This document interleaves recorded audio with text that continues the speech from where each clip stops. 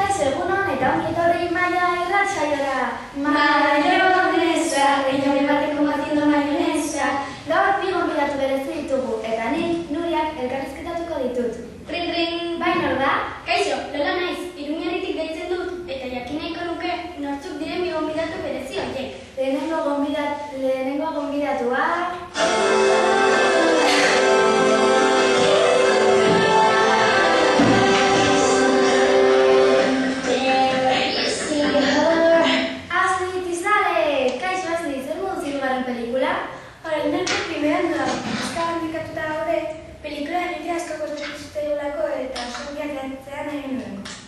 Rin, rin! Bai, nor da?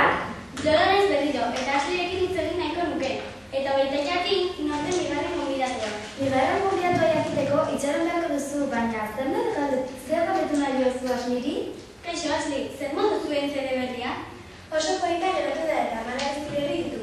Esan duen bezala 10 abesti berri ditu, azkar erosi, salgai dago, ez geratu zure diskori gabe. Rin, rin! Bai, nor da? Venga, Michelle, ateratzea ja bigarren gonbidatua. Gaur gurekin dago...